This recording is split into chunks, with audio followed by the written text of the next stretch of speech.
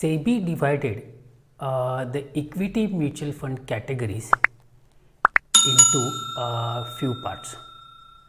जैसे कि एक लार्ज कैप कैटेगरी में डिवाइड कर दिया, एक large cap mid cap category है, दूसरी है mid cap category, small cap category, ELSS है, सेक्टरल फंड्स है और सॉल्यूशन ओरिएंटेड। तो आज हम लोग रिव्यू करेंगे एक इक्विटी म्यूचुअल फंड का। इस फंड का नाम है Canara Robeco blue chip equity fund. तो इस रिव्यू में हम लोग ये देखेंगे कि लार्ज कैप कैटेगरी जो है, इस कैटेगरी में निवेश करने के फ़ायदे क्या क्या है। दूसरा हम लोग ये देखेंगे कि इस फंड के जो मैनेजर है वो कौन है। इस फंड का हम लोग पोर्टफोलियो देखेंगे। उसके बाद इस फंड के हम लोग जो बेसिक डिटेल्स है वो देखेंगे। इस फंड का हम लोग ये भी देखेंगे कि लास्ट 3 महीने में इस फंड में क्या नया ऐड किया, क्या निकाला गया। इस फंड का हम एक 3-5 साल के लिए जो पिछले जो हिस्टोरिकल उनका रिटर्न है वो कैसा है वो देखेंगे। उसके बाद इस फंड को हम बाकी जो इसी कैटेगरी के जो दूसरे फंड्स हैं ब्लू चिप कैटेगरी में आते, लार्ज कैप कैटेगरी में जो आते उन फंड के साथ हम लोग कंपेयर करेंगे। और अंत में हम लोग देखेंगे कि किन लोगों के लिए इस फंड में निवेश करना ठीक रहेगा। तो चलिए रिव्यू करते हैं Canara Robeco blue chip equity fund. तो सबसे पहले जान लेते हैं कि इक्विटी म्यूचुअल फंड में, equity large cap mutual fund में निवेश करने का फ़ायदा कैसे कैसे। तो पहले ये समझ लेते हैं कि लार्ज कैप का मतलब क्या होता है। तो सेबी के डेफिनेशन के अनुसार जो म्यूचुअल फंड या जो शेयर्स मार्केट कैपिटलाइजेशन के हिसाब से टॉप 100 है वो लार्ज कैप कैटेगरी में आते हैं। अभी लार्ज कैप कैटेगरी में ये जो फंड आते हैं, इनका जो होता है, इनका बिजनेस का एक लंबा अच्छा खासा एक ट्रैक रिकॉर्ड भी होता है। और ये जो बिजनेस है ये एक इस्टेब्लिश बिजनेस होते हैं। और ये जो लार्ज कैप कंपनीज है वो एक हाई क्वालिटी स्टॉक्स भी हम लोग कह सकते हैं। ये जो फंड्स है, ये जो कंपनीज है, जैसे कि अगर आप देखा जाए तो इनके अंदर, कंपनी के अंदर भी काफ़ी हद तक डाइवर्सिफिकेशन रहता है। क्योंकि एक पेरेंट कंपनी जो उनकी जो सब्सिडरीज है या छोटी कंपनियाँ हैं उनमें भी शेयर होल्डिंग उनका रहता है।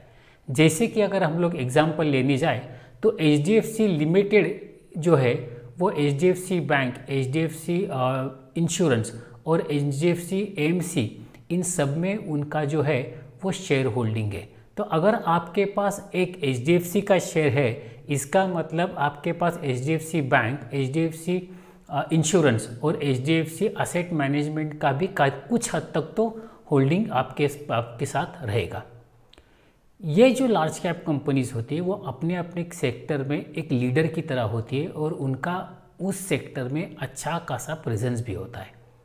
दूसरा ऐसे होता है कि इन लार्ज कैप कंपनीज को उनके जो कस्टमर्स है उनको रिप्लेस करना जो कहते हैं वो इतना आसान नहीं होता है कि रातों रात ये कंपनियों को रिप्लेस करके कोई नया वेंडर इस्टेब्लिश करना इतना आसान नहीं है, या लगभग कहा जाए तो काफ़ी ज़्यादा मुश्किल होता है। लेकिन इसी वजह से इनका जो बिजनेस मॉडल होता है वो रोबस्ट और स्टडी होता है।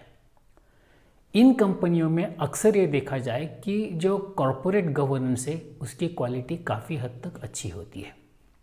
और सबसे इम्पॉर्टेंट थिंग कि लार्ज कैप कंपनीज में आपको मार्केट के हिसाब से वोलेटिलिटी जो है वो कम नज़र आएगी। तो इन कंपनियों में आपको एक स्टेबल दिखेगा और स्टेबल रिटर्न भी दिखेगा।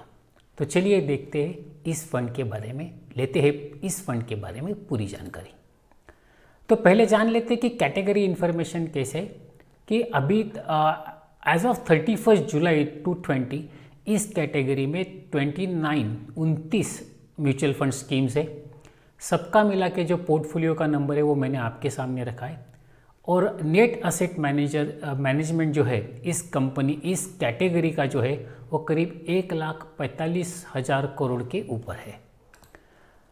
अभी इस फंड के मैनेजर के बारे में देखते हैं। इस फंड के मैनेजर है मिस्टर संजय बेम्बलकर। तो मैं पूरा तो डिटेल नहीं पढ़ूंगा, लेकिन जितना इम्पोर्टेंट है वो मैं आपके सामने आपके लिए पढ़ लेता हूँ कि मोर देन इनका जो एक्सपीरियंस है वो 12 साल का एक्सपीरियंस है और इस फंड को वो सितंबर 2018 से मैनेज कर रहे हैं। और बाकी जो इस स्कीम के साथ बाकी जो स्कीम्स वो मैनेज करते हैं उनमें है कैनरा रोबेको फंड सीरीज 10 जो एक डायनामिक एसेट एलोकेशन फंड है। कैनरा रोबेको सीपीओ फंड है, वो भी एक डायनामिक एसेट एलोकेशन है। और Canara Robeco dual advantage fund है सीरीज 1, वो भी एक डायनामिक एसेट एलोकेशन फंड है। यहाँ पे मैंने आपको 1, 3 और 5 साल के जो इन फंड्स के रिजल्ट्स है रिटर्न्स है वो दिए हुए।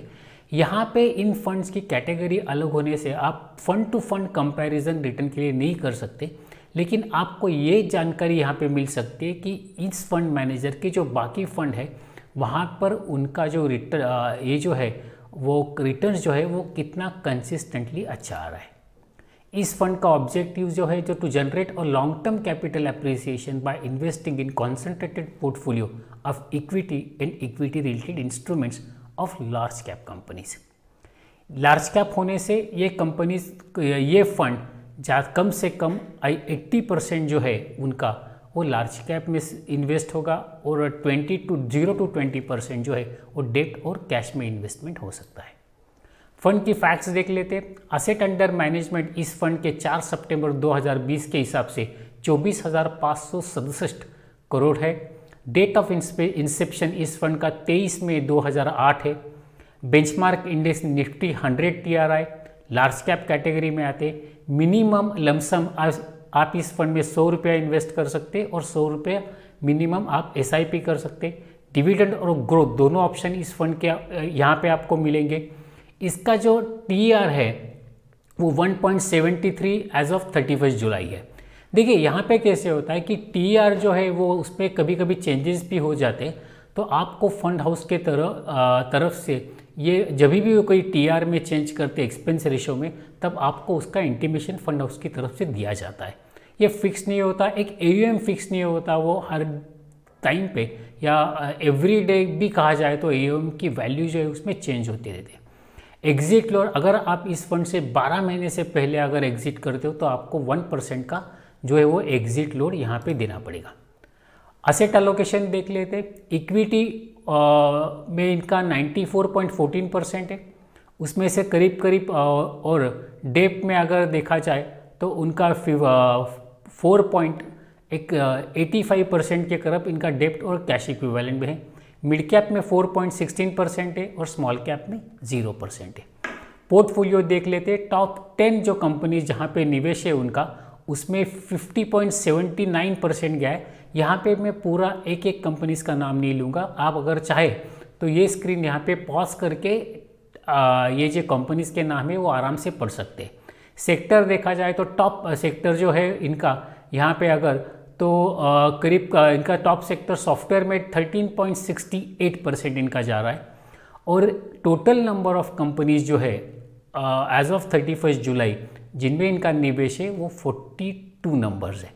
तो देखिए कैसे होता है कि अगर ज़्यादा डाइवर्सिफाइड अगर 50, 60 या 70 हो जाए कंपनी तो ओवर डाइवर्सिफिकेशन हो जाता है, लेकिन मुझे लगता है कि 42 एक जायज़ नंबर है और एक जितना चाहिए उतना मिनिमम डाइवर्सिफिकेशन यहाँ पे है और अच्छा खासा कॉन्सेंट्रेटेड पोर्टफोलियो है।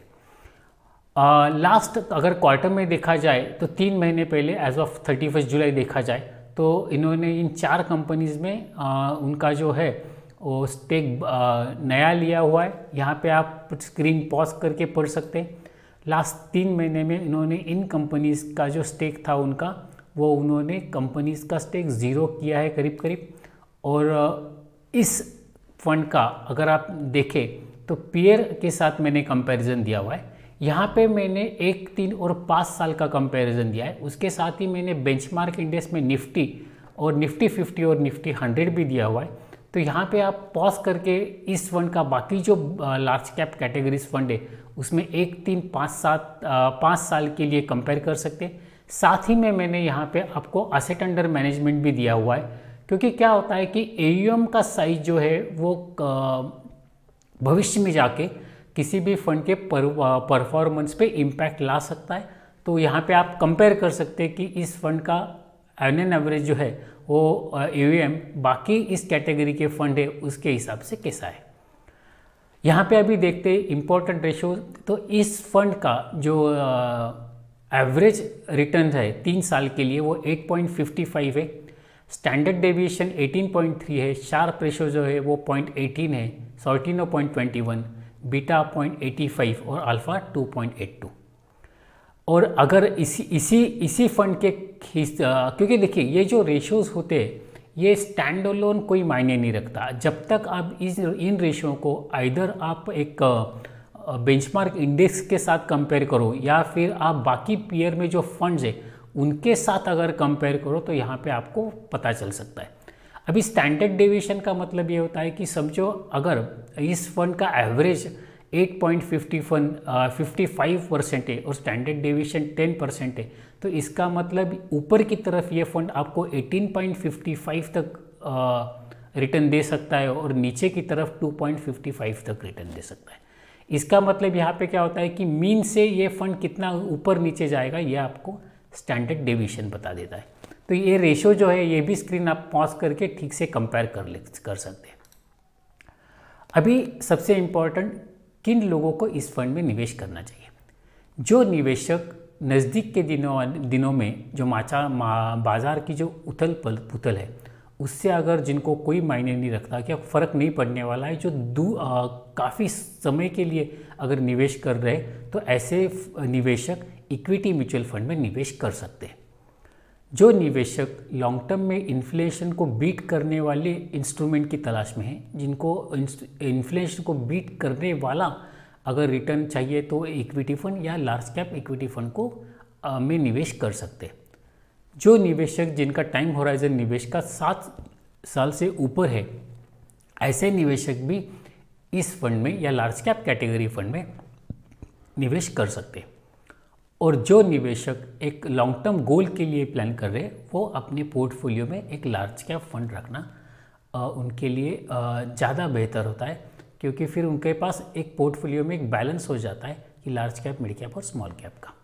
तो मुझे लगता है कि आपको जितनी इन्फॉर्मेशन चाहिए थी उससे करीब करीब मैंने इस फंड की काफ़ी हद तक आपको इन्फॉर्मेशन दे दी है। मेरे हिसाब से अगर आप इस फंड में निवेश करने की सोच रहे हैं तो ये निवेश करना है या नहीं करना है, या फिर इस फंड में करना है या दूसरे फंड में करना है, ये आपको सोचने के लिए ये जो रिव्यू है, जो मेरा वीडियो है, ये देखने के बाद आपको आसानी होगी।